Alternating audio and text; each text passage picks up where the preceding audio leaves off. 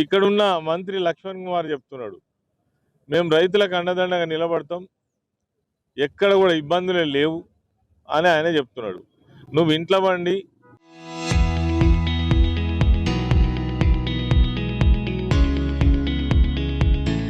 కలలు కంటే ఇబ్బందులు లేనట్టే ఉంటుంది లక్ష్మణ్. ప్రజలకు రా, రైతులతో మాట్లాడు, ఏ కళ్ళం దగ్గర ఏం జరుగుతుందో తెలుసుకో. ఇలా ఏం జరుగుతుంది, ఒక్క క్వింటాల్కి యావరేజ్గా 7 నుంచి 8 కిలోల కటింగ్ అవుతుంది. నీకు సోయిందా అసలు? తెలుస్తలేదా ఇది? గతంలో మాట్లాడినట్టుగా ఈ కమిషన్లని ఎవరికి పోతున్నాయని మాట్లాడారు కదా, మరి ఇప్పుడు డైరెక్ట్గా లక్ష్మణ్ కుమార్కేనా ఈ ధర్మపురి నియోజకవర్గంలో ఉన్నటువంటి ఒక రకాల మీద 8-9 వేల రూపాయలు నీ అకౌంట్లోనే జమ అవుతున్నాయా వారికి? కాబట్టి ఇవన్నీ మాయమాటలు చెప్పుడు కాదు. నువ్వు అంటే లక్ష్మీ నరసింహస్వామి మీద ప్రమాణం చేస్తావు.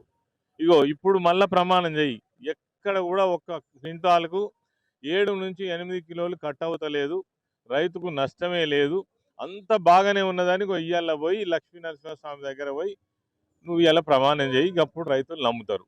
లేదంటే నీ అన్ని దొంగ మాటలు, లంగ మాటలు, ఎన్నికలలో ఓట్ల కోసము చెయ్యని ప్రమాణం లేదు, చెప్పని మాట లేదు, తర్వాత ఆడని అబద్ధం లేదు, నీ జీవితమే అబద్ధమా?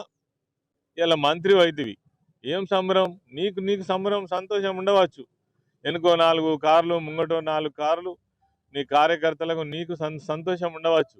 నీకు మాత్రం ఇది కనబడతలేదు. అంత బాగున్నదని చెప్తాను కదా, ఎక్కడ బాగున్నదో చెప్పు. ఇగో నేను ఈ సందర్భంగా నీకు సవాల్ విసురుతున్నా, ధర్మారం మండల కేంద్రం నుంచి ఏ సెంటర్కి వస్తావో రా, నేను కూడా వస్తా. ఆడ కటింగ్ లేదని నువ్వు కనుక చెప్తే ఇక నువ్వు లక్ష్మీ నరసింహస్వామి అంటే పోయి తడిబట్టలతో స్నానం చేస్తావు కదా. నీ అబద్ధాలు చెప్పడంలో నువ్వు నెంబర్ 1. ఇది ఇప్పుడు నేను చెప్పే మాట కాదు, ధర్మపురి ప్రజలను ఎవరిననే చెప్తారు. నిన్నగా మొన్న ఎవరన్నా ఒక ఎమ్మెల్యేనన్నా ఒక మంత్రి అన్నా గిన్ని బూతులు తిన్నారా? ఒక్కసారి ఎమ్మెల్యే అయి దొంగ మాటలు చెప్పి, లంగ మాటలు చెప్పి, గిన్ని అబద్ధాలు చెప్పబడుతుంది, గిన్ని మాయమాటలు చేయబడుతుంది, ఇలా తప్పించుక తిరగబడుతుంది. తర్వాత బేషాన్ని నన్నే అంటానని నీకు ఏవైతే రీల్స్ ఉన్నాయి కదా, నువ్వు పెద్ద పెద్ద పనులు చేస్తున్నావు అని రీల్స్ చేస్తున్నారు కదా, వాటి మీద ఉన్న ఇంట్రెస్ట్ రైతుల మీద ఉన్నదా? అసలు ఏం చేసినావని నీకోసం రీల్స్ చేయాలి? ఎవరిని ఆదుకున్నావు? ఏ ఊర్లో డెవలప్మెంట్ చేసినావు? గత ప్రభుత్వంలో ఇడిచిపెట్టిన పని ఒక్కటి చేసినందుకు శాతనైతలేదు నీకు. ఎక్కడెక్కడ ఈయన పెద్ద పెద్ద పనులు చేసినట్టుగా ఆయన వెనుక 10 మంది కార్యకర్తలు ఏదో ప్రజలు హర్షిస్తున్నట్టు. ఎక్కడ హర్షిస్తారు నిన్ను చూసి? ఏం చేసినావని హర్షిస్తారు? ఏం చూసుకొని హర్షిస్తారు లక్ష్మణ్? నిజంగా చెప్తున్నా, అట్టర్ ఫ్లాప్ మంత్రి విను. జగిత్యాల, పెద్దపల్లి జిల్లాలలో కొనుగోలు విషయంలో నీ అంతా ఫెయిల్ అయినటువంటి మంత్రి లేడు. నేను జగిత్యాల జిల్లాకు ప్రాతినిధ్యం వహిస్తున్నావు కదా, జగిత్యాల జిల్లాలో యావరేజ్గా ఒక క్వింటాల్కు 7 నుంచి 8 కిలోలు కట్ అవుతున్నాయి కదా, ఎవరు బాధ్యత వహిస్తారు దీనికి? నీకు అర్థమైతలేదా? ఒకసారి ఒక కళ్ళం దగ్గరికి రా, ఏ కళ్ళం దగ్గరికి వస్తావో చూద్దాం. నువ్వు నిజంగానే చెప్పినట్టుగా ఎక్కడ ఇబ్బందులు లేవంటే రైతులే చెప్తారు, వాళ్ళే నీకు చెప్తారు, నాకు చెప్తారు. వస్తావా? దమ్ము ధైర్యం ఉన్నదా? మేము ఉన్ననాడు ఎక్కడన్నా ఈ పరిస్థితి జరిగిందా? ఆనాడు మమ్మల్ని ఎంత రాదాంతం చేసినావు. ఒక గంట లారీలు రాకపోతే రెచ్చగొట్టి రైతులను రోడ్డు మీద కూర్చోబెట్టినావు కదా, ఇలా కనబడతలేదా? మరి ఒకవేళ వర్షాలే వచ్చినాయనుకో, ఇక నీ సాగుకే వచ్చినట్టు, నీ ప్రభుత్వం సాగుకు నీ సాగుకే వచ్చినట్టు. ఇప్పటికైనా బాధ్యత వహించి కొనుగోలు విషయాలలో ఇంట్రెస్ట్ చూపియండి. మీ సంపాదన మీద కాదు, పొద్దుగా లేదా హైదరాబాద్ పోయి సెటిల్మెంట్ల మీద కాదు, గిదీని మీద. నేనున్న నాడు నిత్యం ప్రజలకు అందుబాటులో ఉన్నా. ఎక్కడ సమస్య ఉంటే అక్కడ ప్రత్యక్షమైన వాళ్ళ సమస్య తీర్చినాం. ఏది మరి ఎక్కడ కనబడుతుంది? సేమ్ నా లెక్కనే కదా మంత్రి నువ్వు. అవే డిపార్ట్మెంట్స్ నీకు కూడా ఉన్నాయి కదా. ఏమైంది? ప్రజలు మాట్లాడితే సమాధానం చెప్తలేవు. భవిష్యత్తుతో ఆడుకుంటున్నటువంటి లక్ష్మణ్ కుమార్ నీకు అర్థమైతలేదా?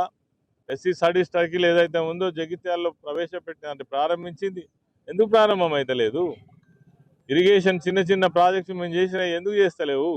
ధర్మపురి నియోజకవర్గంలో అభివృద్ధి ఎందుకు కుంటుపడ్డది?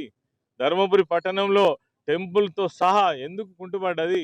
ఇవన్నీ నీకేం అర్థమైతలేవా? కళ్ళు కనబడతలేవా? ఒక్కసారి నిజాలు అర్థం చేసుకునే ప్రయత్నం చెయ్యి.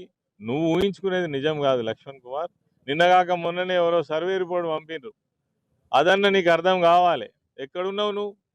ప్రజలు ఆమోదించే దాంట్లో 19% గతంలో మేము పనిచేసినాం, ఇలా మేము ఏం చేస్తలేం, ప్రతిపక్షంలో ఉన్నాం. ఆయన 79% ఇచ్చిండ్రు మాకు. బీఆర్ఎస్ పార్టీ ప్రాతినిధ్యం వహించినటువంటి ధర్మపురి కాన్స్టిట్యున్సీలో కొప్పుల ఈశ్వర్. అర్థమవుతుందా నీకేమన్నా? ఎక్కడున్నావు నువ్వు? ఇప్పటికైనా ప్రజల మనోభావాలకు అనుగుణంగా పనిచేసే ప్రయత్నం చేయి. మొట్టమొదటిగా వడ్లు ఎట్లా పోవాలో ఆలోచించమని కోరుతున్నాం. ప్రజల పక్షాన నిలబడి పోరాటం చేస్తాం. ప్రజల ఆవేదనను ప్రభుత్వానికి తెలియజేస్తాం. ప్రజా ఆవేదన ఎక్కువైనాడు, ఆగ్రహం కట్టలు తెంచుకొచ్చినాడు, ఖచ్చితంగా అది ప్రజా ఉద్యమం అవుతుంది. ప్రభుత్వాన్ని దహించేటువంటి ప్రయత్నం చేస్తుంది. అంటే పోలీసులు పెడుతున్నారు, సోషల్ మీడియా పిల్లల్ని ఇబ్బంది పెడుతున్నారు, కేసులు పెడుతున్నారు. ఇప్పటికి 100 కేసులైనాయి మొత్తం ధర్మపురి నియోజకవర్గంలో. ఖచ్చితంగా ధర్మపురి నియోజకవర్గంలో పోలీసులు చేస్తున్నటువంటి అఘాయిత్యం మీద మేము ఛార్జ్ షీట్ రిలీజ్ చేస్తాం తొందరలోనే. ఈ వడ్ల సంగతి కానీ అతి ఉత్సాహపడుతున్నటువంటి పోలీసులు ఎవరైతే ఉన్నారో ఎవరిని కూడా వదిలిపెట్టాం. ప్రజాక్షేత్రంలో మిమ్మల్ని దోషులుగా నిలబెడతాం. ఎందుకు కేసు పెట్టాల్సి వచ్చింది, ఎందుకు పోలీస్ స్టేషన్కి పిలవాల్సి వచ్చింది, ఎందుకు వేధిస్తున్నారు, ఎందుకు సాధిస్తున్నారో ఖచ్చితంగా నిలదీస్తాం. వేలాది మంది రైతులతో ప్రజలతో కలిసి పోలీసులను నిలదీసే రోజు కూడా ముందట ఉన్నదని తెలియజేస్తాం.